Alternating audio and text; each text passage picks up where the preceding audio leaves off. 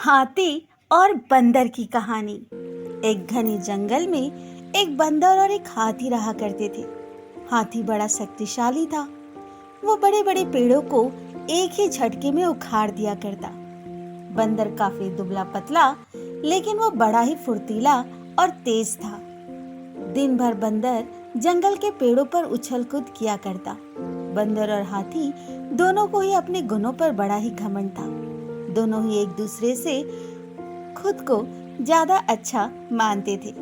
इस वजह से दोनों में हमेशा बहस होती रहती। उसी जंगल में एक उल्लू भी रहा करता था, जो अक्सर बंदर और हाथी की हरकतें देखता।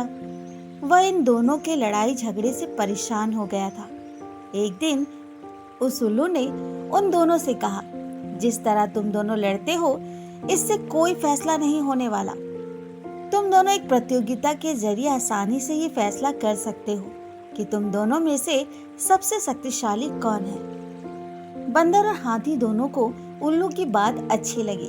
दोनों ने फिर एक साथ पूछा, इस प्रतियोगिता में क्या करना होगा? उल्लू ने कहा, इस जंगल को पार करने पर एक दूसरा जंगल आता है, जहाँ पर एक काफी पुराना पेड़ है, जिस पर एक सोने का फल लगा हुआ है। तुम दोनों में से उस सोने के फल को जो भी पहले लाएगा, उसे ही प्रतियोगिता का विजेता माना जाएगा। असल मायनों में सबसे शक्तिशाली कहलाएगा। उल्लू की बात सुनते ही बंदर और हाथी बिना कुछ सोचे समझे दूसरे जंगल की तरफ निकल पड़े। बंदर ने अपनी फुर्ती दिखानी शुरू की। वह एक ही छलांग में एक पेड़ से दूसरे पेड़ तक पहुंच जाता। वही हाथी तेजी से दौड़ने लगा और रास्ते में आने वाली हर चीज को अपने मजबूत सूंड से उखाड़ फेंकता। थोड़ी ही देर में हाथी और बंदर उस जंगल से बाहर निकल गए। दूसरे जंगल के बीच के रास्ते में एक नदी बहती थी। पार करने के बाद ही दूसरे जंगल में पहुंचा जा सकता था।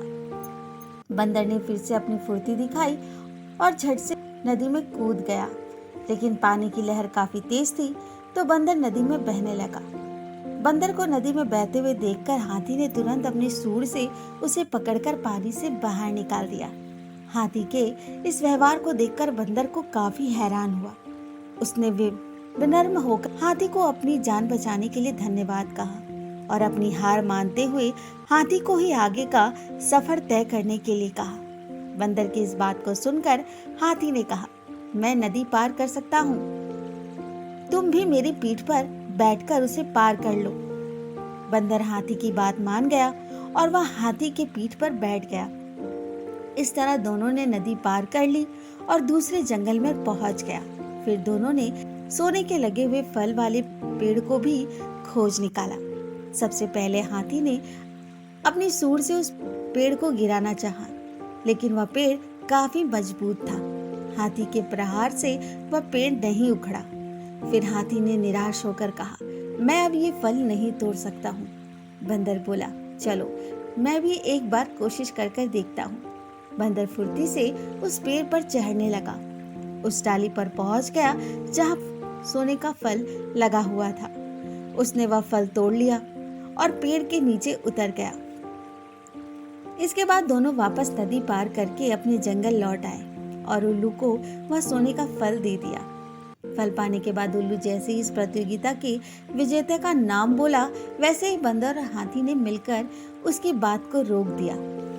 दोनों ने एक साथ कहा, उल्लू दादा, अब हमें विजेता का नाम जानने की आवश्यकता नहीं है। इस प्रतियोगिता को हम दोनों ने मिलकर पूरा किया है। हमें ये समझ में आ गया कि हर किसी का गुण अपने आप में अलग और खास होता है। हमने ये फैसला भी किया है कि आगे से अब हम कभी भी इस बात पर बहस नहीं करेंगे और मित्र की तरह इस जंगल में रहेंगे। उल्लू को बंदर और हाथी की बात सुनकर काफी खुशी हुई। उसने दोनों से कहा, मैं तुम्हें यही समझाना चाहता था, सभी एक दूसरे से अलग होते हैं। अलग अलग गुण ही हमें एक दूसरे की मदद करने के काबिल बनाती है। साथ ही हर किसी की अपनी कमजोरियां भी होती है, इसलिए एक दूसरे के साथ मिलकर रहना ही सबसे अच्छा होता है। उसी दिन से हाथी और बंदर दोनों मित्र बन गए और वह जंगल में खुशी खुशी रहने लगे। हमें एक दूसरे के गुणों और शक्तियों को सम्मान देना चाहिए, आपस में मिलजुल कर रहना चाहिए। तो दोस्तों, आज की ये कहानी कैसी लगी कमेंट द्वारा जरूर बताएं और हाँ, मेरे चैनल को लाइक शेयर सब्सक्राइब करना ना भूलें। धन्यवाद।